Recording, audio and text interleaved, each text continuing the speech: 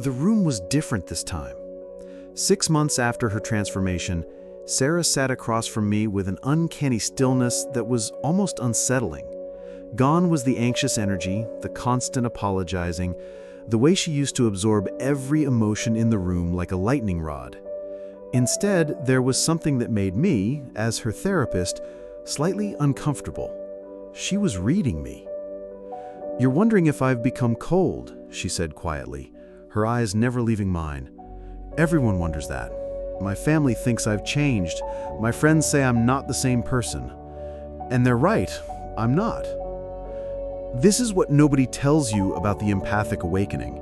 The moment you stop being everyone else's emotional dumping ground isn't the end of the story.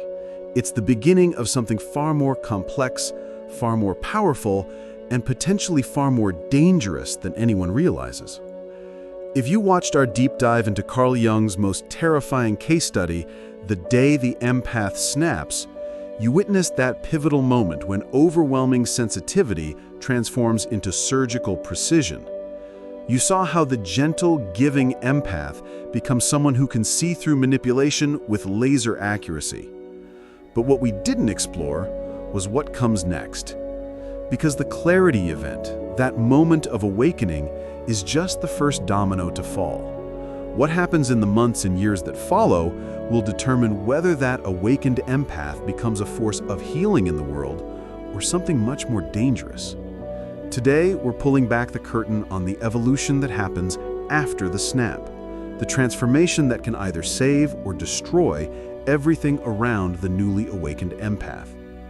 And if you've experienced that moment of clarity yourself, what you discover today might fundamentally change how you see your own journey. Act 1. The uncomfortable truth about awakened empaths. The isolation that nobody expects. Here's the first thing that hits awakened empaths, like a freight train: the loneliness. You'd think that finally seeing clearly would be liberating, but for most, it's the opposite. It's isolating beyond anything they could have imagined. Picture this. You're at your family's holiday gathering. 6 months ago, you would have spent the entire evening managing everyone's emotions, smoothing over your uncle's inappropriate comments, absorbing your mother's anxiety, trying to keep your sister and cousin from their usual passive-aggressive dance. You would have left exhausted, drained, probably with a headache, but everyone would have praised you for being such a peacekeeper. Now you see it all with perfect clarity.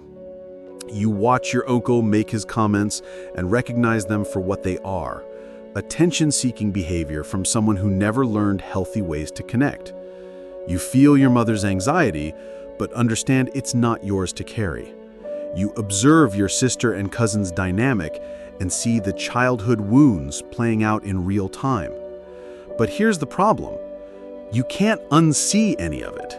You can't go back to playing your old role, but you also can't force everyone else to evolve with you.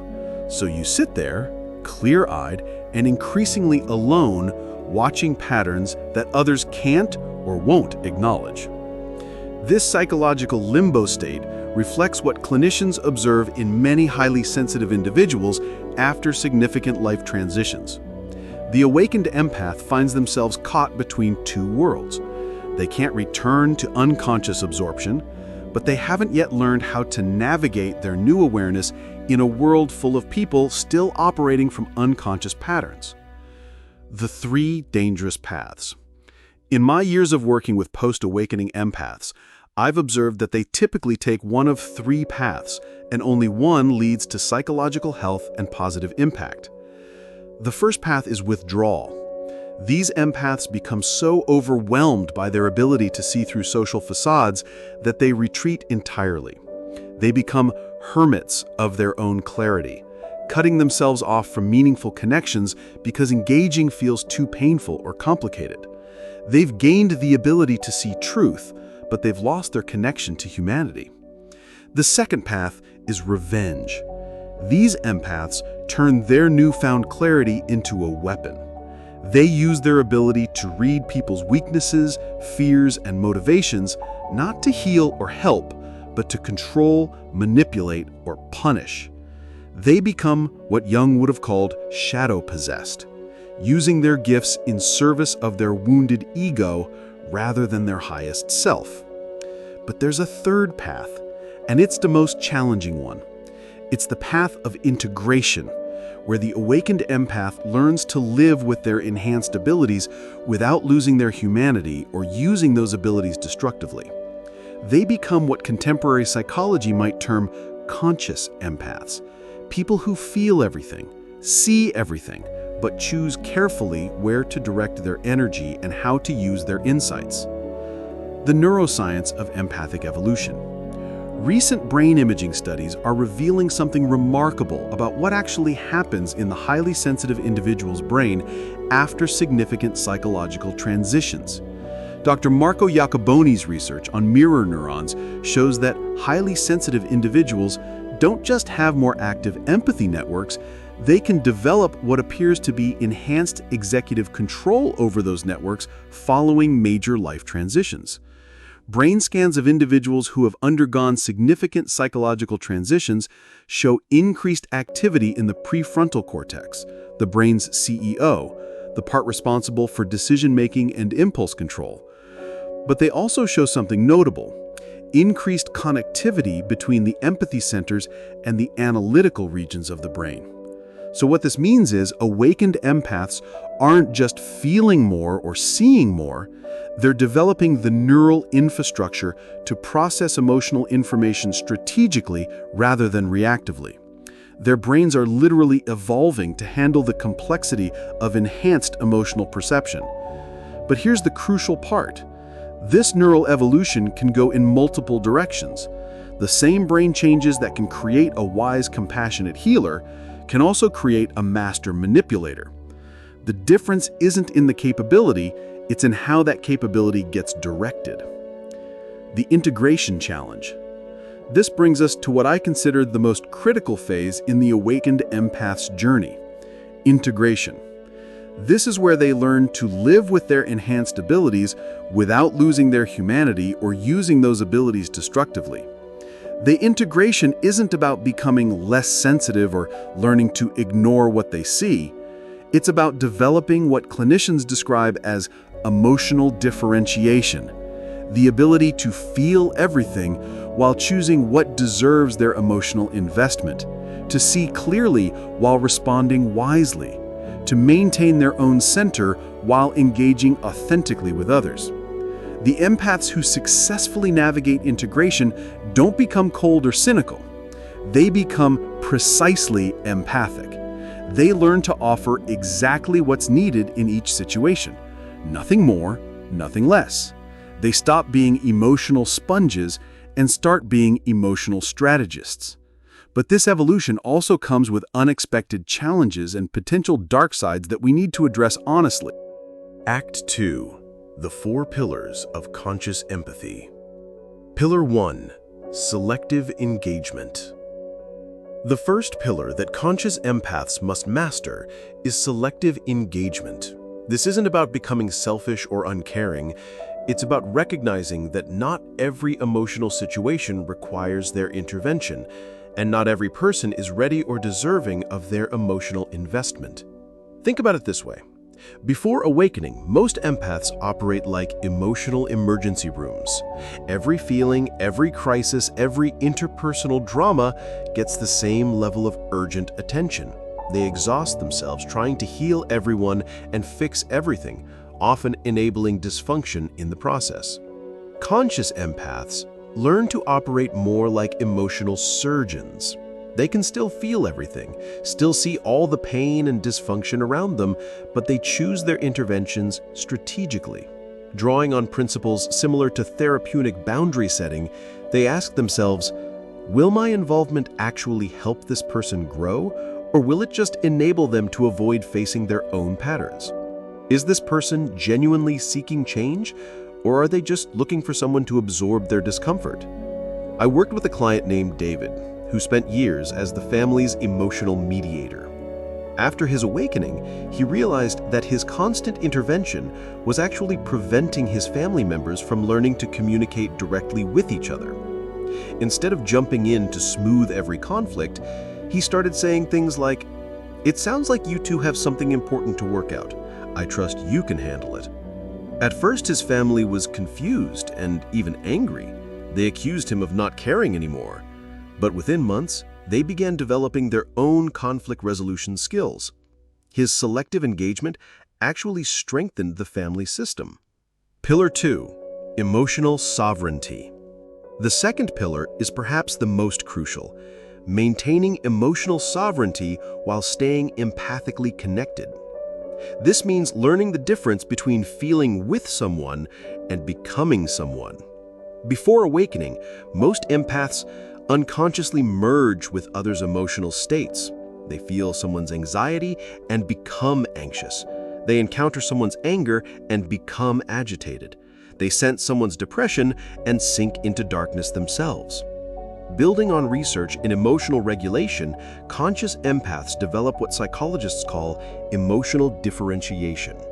They can sense someone's emotional state with incredible accuracy, understand its source and meaning, and respond appropriately without losing their own emotional center. This isn't coldness or detachment, it's mastery. Like a skilled therapist who can feel their client's pain without becoming overwhelmed by it, conscious empaths learn to be present for others' experiences without drowning in them. One of my clients described it this way: "It's like I used to be a piece of litmus paper, changing color based on whatever emotion I encountered. Now I'm like a clear mirror, reflecting back what's there without being changed by it." This emotional sovereignty allows conscious empaths to be far more helpful than they ever were as unconscious absorbers, because they can see clearly and respond wisely rather than just reacting from their own triggered state. Pillar 3, strategic truth-telling. The third pillar involves learning when and how to share their perceptions. One of the biggest challenges awakened empaths face is what to do with all the dysfunction they can suddenly see so clearly. Should they tell their friend that their new boyfriend is showing classic narcissistic patterns? Should they point out to their colleague that their people-pleasing behavior is actually enabling their boss's abusive management style? Should they confront their family about the generational trauma patterns playing out in every interaction? Conscious empaths learn to become strategic truth-tellers rather than compulsive truth dumpers. This approach draws on principles from family systems therapy, where timing, context, and the other person's readiness to hear difficult information all matter immensely. They develop skills in what I call empathic diplomacy. Instead of bluntly stating harsh truths, they might ask questions that help others arrive at insights on their own. Instead of diagnosing everyone's psychological patterns, they might model healthier responses and let others choose whether to follow suit. For instance, instead of telling someone, "You're being manipulated," a conscious empath might say, "I'm curious about how you feel when that happens. Does it align with what you need in this relationship?" The goal isn't to fix everyone or force everyone to see what they see. It's to plant seeds of awareness while respecting others' autonomy and timing. Pillar 4, purpose-driven application. The fourth pillar is about using empathic abilities in service of something larger than personal relationships or individual healing. Conscious empaths often discover that their gifts are meant to be applied more broadly in ways that create positive ripple effects in their communities, workplaces, or chosen fields.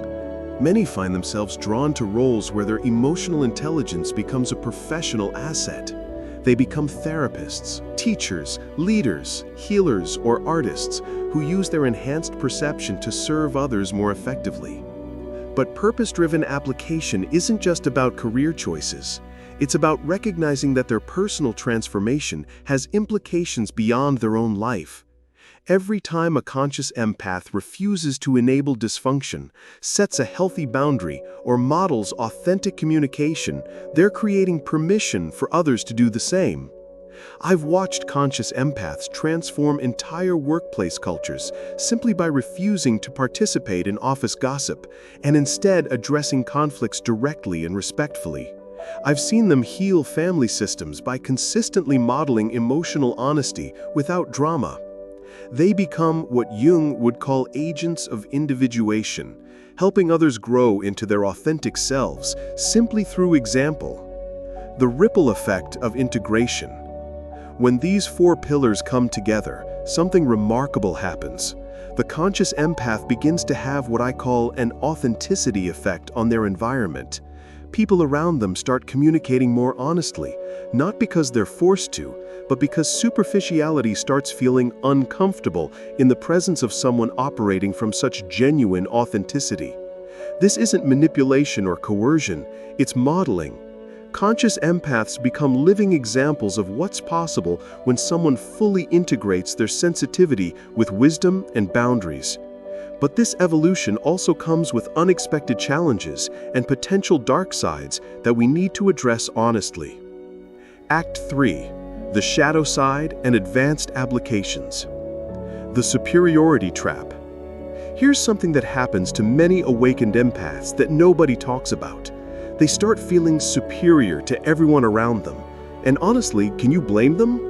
When you can see through people's lies, predict their relationship problems, understand their psychological patterns, and watch them make the same mistakes over and over while refusing good advice, it's easy to develop what I call awakening arrogance. In Jungian terms, this resembles what he described as shadow integration, but applied specifically to highly sensitive individuals. For the empath, that shadow isn't malice or aggression as Jung typically described. It's the intelligence they've been told was overthinking. It's the intuition they've been told was too sensitive. It's the strength they've been told was selfish. The problem is that this superiority complex is actually a form of what psychologists call defensive grandiosity. Instead of dealing with their own remaining areas of growth, their own need for continued development, they focus on how much clearer they are than everyone else. I worked with a client who, after her empathic awakening, began referring to most people as unconscious sheep. She couldn't understand why her relationships were deteriorating, why people seemed to avoid her at work, why her attempts to help others were consistently rejected. The awakening had given her clarity, but she had used that clarity to build walls rather than bridges. Her empathy had become a weapon of judgment rather than a tool of connection. The manipulation temptation. An even darker shadow lurks for awakened empaths. The temptation to use their abilities for manipulation and control. When you can read people's emotional triggers, understand their deepest fears and desires, predict their behavior patterns, the temptation to use that information for personal gain can be overwhelming. Some awakened empaths become master manipulators, using their emotional intelligence to get what they want from others. They know exactly what to say to make someone feel guilty, exactly how to trigger someone's insecurities, exactly how to present themselves to be irresistible to a particular person. The line between using empathic abilities ethically and crossing into manipulation can be surprisingly thin. Even well-intentioned empaths can find themselves unconsciously using their insights to control outcomes or avoid consequences. The key difference is intent. Are you using your abilities to genuinely serve others' highest good, or are you using them to serve your own agenda? Are you helping others grow and heal, or are you using their vulnerabilities against them? The integration paradox. One of the most challenging aspects of empathic evolution is what I call the integration paradox. The more successfully empaths integrate their abilities, the less empathetic they may appear to others who knew them before their awakening. They're not constantly agreeing with everyone anymore. They're not automatically taking on others' problems. They're not endlessly available for emotional support. They've stopped being human emotional sponges, and for people who were used to using them that way, this change can feel like rejection or coldness. Family members who relied on them as emotional regulators suddenly have to deal with their own feelings. Friends who use them as unpaid therapists find themselves gently redirected to seek professional help. Colleagues who expected them to absorb workplace stress discover clear boundaries instead. This can create significant relationship friction and even loss. Some people in the awakened empath's life simply cannot accept the new dynamic and may choose to exit rather than evolve themselves. This is part of what makes integration so challenging. It requires the awakened empath to stay true to their growth, even when it costs them relationships, even when others accuse them of becoming cold or selfish, even when their refusal to return to old patterns creates temporary chaos in their social systems. Advanced applications, the professional advantage. For empaths who successfully navigate integration, their abilities can become extraordinary professional assets.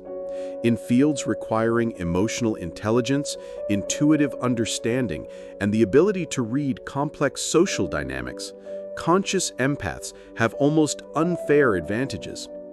In leadership roles, they can sense team dynamics before conflicts surface, understand what motivates each team member individually, and create psychologically safe environments where people do their best work. In therapeutic professions, they can perceive what clients aren't saying, understand the emotional undercurrents in relationships, and offer insights that accelerate healing while maintaining appropriate boundaries. In sales and negotiation, they can understand others' real needs and concerns, build genuine rapport quickly, and find solutions that truly serve all parties involved. In creative fields, they can tap into universal emotional experiences and create work that resonates deeply with audiences because it captures authentic human truth. But the key is that these advantages only remain ethical and sustainable when they're used in service of others' well-being, not just personal gain. The ongoing evolution. Perhaps the most important thing to understand about empathic evolution is that it never stops. Integration isn't a destination, it's an ongoing practice. Even highly evolved empaths continue to encounter new challenges, discover new shadows, and find new ways to apply their abilities more wisely. The path requires constant self-reflection, ongoing learning, and the humility to recognize that no matter how much you can see, there's always more to understand. It requires maintaining connections with other conscious individuals who can challenge you, support you, and help you stay accountable to your highest values. Most importantly, it requires remembering that the goal isn't to become perfect or to fix everyone around you. The goal is to use your gifts in service of healing, growth, and authentic connection, while maintaining your own psychological health and spiritual integrity. The choice that defines everything. The ultimate decision point. Every awakened empath eventually reaches a decision point that will define the rest of their journey. It usually comes about a year after the initial clarity event, when the novelty of seeing clearly has worn off and the real work of integration begins. The decision is deceptively simple. Will you use your abilities to heal or to harm? Will you become a force of growth and authenticity in the world, or will you use your insights to control, manipulate, and revenge yourself against those who hurt you? This isn't a one-time choice. It's a choice that gets made again and again, in small moments and big crises, in how you respond to family dysfunction, workplace politics, friendship conflicts, and intimate relationships. Each time you choose healing over harm, growth over control, truth over manipulation, you strengthen the neural pathways that support conscious empathy. Each time you choose the shadow path, you make it easier to choose it again. The legacy question. Here's the question that separates conscious empaths from those who get lost in their own power. What legacy do you want your sensitivity to leave? Do you want to be remembered as someone who could see through everyone and use that ability to make others feel small and exposed? Or do you want to be remembered as someone who could see into people's hearts and use that gift to help them feel understood, accepted, and empowered to grow? Do you want your empathic abilities to create more isolation, judgment, and emotional warfare in the world? Or do you want them to create more connection, understanding, and healing? The choice is always yours, and it's always available, no matter how far down the shadow path you may have wandered.